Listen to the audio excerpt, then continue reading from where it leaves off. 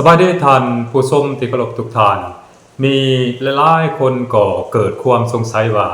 เป็นหยังสหรัฐอเมริกานี้มื้อ1 2มื้อหรือว่ามื้อนี้ออกมาประกาศว่าจะยุติสงครามกับประเทศอิหร่านและก็อีกมื้อถัดไปก็ออกมาประกาศว่าจะโจมตีประเทศอิหร่านแนวนั้นแนวนี้และช่วงระยะหลังๆมานี้ยิ่งเฮ็ดให้หลายๆประเทศรวมทั้งตัวข้าพเจ้านี่นำนะเกิดความระแวงสงสัยในตัวของสหรัฐอเมริกาในประเทศของสหรัฐอเมริกาว่าแท้จริงแล้วนี่มันสิเอาแบบใดกันแท้เนาะระหว่างอเมริกากับประเทศอิหร่านนี่นะเขาจะพยายามโจมตีกันไปมาหรือว่าสืบต่อโจมตีกันไปมาในลักษณะแบบนี้ต่อไปบ่หรือว่าจะพยายามสอบหาทางออกของสงครามด้วยการเจรจาอันนี้ก็เฮ็ดให้หลายๆคนน่ะเกิดความสงสัยนำกันในท่านผู้ชมรวมทั้งตัวของข้าพเจ้านำเพราะว่าในระยะผ่านมานั้นมันก็เกิดอันนี้เขาเอิ้นว่าสัญญาหรือว่าขอตกลงหยุดยิงแล้วระหว่างสหรัฐอเมริกากับอิหร่านนั้นเป็นเวลา60วัน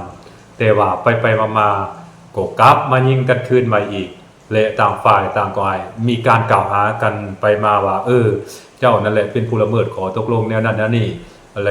สหรัฐอเมริกาก็บอกว่าอิหร่านนั้นเป็นผู้ละเมิดส่วนว่าอิหร่านนั้นก็ว่าอเมริกาเป็นผู้ละเมิดแต่ว่าตกลงกันแล้วนี่บ่ฮู้ว่าไผเป็นผู้ละเมิดอันขอตกลงหยุดยิงกันแท้อันนี้อันนี้ก็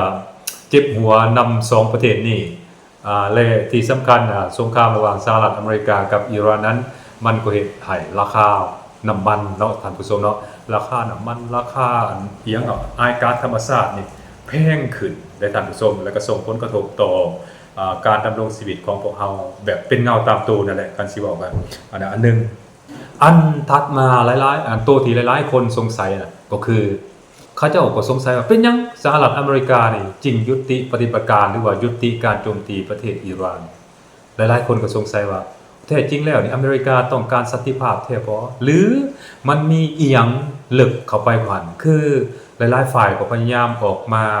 อันตั้งข้อสงสัยแล้วก็วิเคราะห์ว่าแท้จริงแล้วนี่บ่แม่นสหรัฐอเมริกานี่บ่มีอาวุธยุทโธปกรณ์แล้วบ่หมดสต็อกแล้วบ่หรือว่าใดๆโดยเฉพาะแม่นพวกลูกศรไฟที่ใช้กับระบบป้องกันภัยทางอากาศของสหรัฐอเมริกาโดยเฉพาะแม่น Patriot แล้วก็ทาร์ดบ่อีหยังพวกนี้น่ะมันอยากหมดแล้วเขาเจ้าว่าคือPatriot นี่มีประมาณอยู่ 4,000 ลูกเนาะของสหรัฐอเมริกานั้นได้ยินเขาเจ้าเว้าว่าหมดไปแล้วประมาณอยู่ 2,000 กว่าลูกในการเฮ็ดสงครามกับอิหร่านนั้นอเมริกาใช้ไปแล้ว 2,000 ลูกและ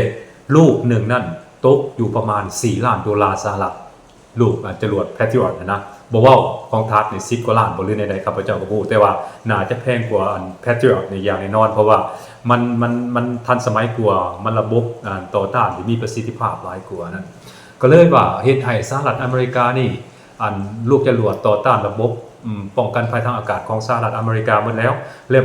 บ่สามารถที่จะยับยั้งการโจมตีของประเทศอิหร่านได้โดยเฉพาะแม่นโดนฆ่าตัวตายก็ดีหรือว่าลูกศรไฟขีปนาวุธข้ามทวีปของขีปนาวุธระยะไกลของประเทศอิหร่านก็ดีเนาะอเมริกาบ่สามารถสกัดจรวดเหล่านี้ของประเทศอิหร่านได้เพราะฉะนั้นในก่อนๆนั้นก็เฮ็ดให้กองทัพของสหรัฐอเมริกาฐานทัพของสหรัฐอเมริกานั้นต่างก็เสียหายหนักหน่วงไปตามๆกันท่านผู้ชมอยู่ในภูมิภาคตะวันออกกลางนั้นอันนี้ก่อนอาจจะเป็นอีกเหตุผลนึงก็คืออาวุธของอเมริกาเกือบหมดสต็อกแล้วเนาะถ้าหากว่ายังดำเนินเหตุสงครามแบบนี้ต่อไปกับประเทศอิหร่านนั้นบ่แน่อเมริกาก็อาจจะสูญเสียหนักกว่านี้ก็เป็นไปได้ท่านผู้ชมเพราะจากข่าวที่มันออกมาในเมื่อก่อนนั้นอิหร่านนี่ก็สามารถทำลายฐานทัพต่างๆของสหรัฐอเมริกาสามารถทำลายสิ่งอำนวยความสะดวกของสหรัฐอเมริกาสามารถทำลายยนต์สู้รบเฮลิคอปเตอร์อย่างต่างๆของสหรัฐอเมริกาได้หลายได้โดยเฉพาะเป็น F-35 นี่ F-10 ของสหรัฐอเมริกาน่ะมูลค่าประมาณอยู่$130 กว่าล้านสหรัฐต่อลำเนาะตัวนี้ก็เฮ็ดให้สหรัฐอเมริกาเจ็บหัวนักบ่น้อยได้น่าจะเป็นเกี่ยวกับเรื่องนี้แหละเนาะเกี่ยวกับอาวุธยุทโธปกรณ์ก็ดีเนาะมันสิล้างสต็อกแล้วถ้าว่ายังคงเหตุสงครามแบบนี้ต่อไปกับประเทศอิหร่านนั้นอเมริกาเสียหายหนักหน่วงอย่างแน่นอนท่านผู้ชมเพราะฉะนั้นมาในช่วงระยะหลังๆมานี้โดนัลด์ทรัมป์ประธานาธิบดีของสหรัฐอเมริกานั้น ออกมาประกาศเศร้าประกาศแรงว่าเดี๋ยวนี้กำลังมีการเจรจากับประเทศอิหร่านอยู่กำลังยื่นข้อเสนอไปให้อิหร่านอยู่อิหร่านกำลังพิจารณาแล้วก็อิหร่านเห็นดีแนวนั้นนั่นนี่อิหร่านจะเปิดช่องแคบฮาร์มุดแนวนั้นนั่นนี่อเมริกาสามารถควบคุมช่องแคบฮาร์มุดได้แบบเบ็ดเสร็จเด็ดขาดแล้วแนวนั้นนั่นนี่แต่ว่าทางฝั่งอิหร่านเอง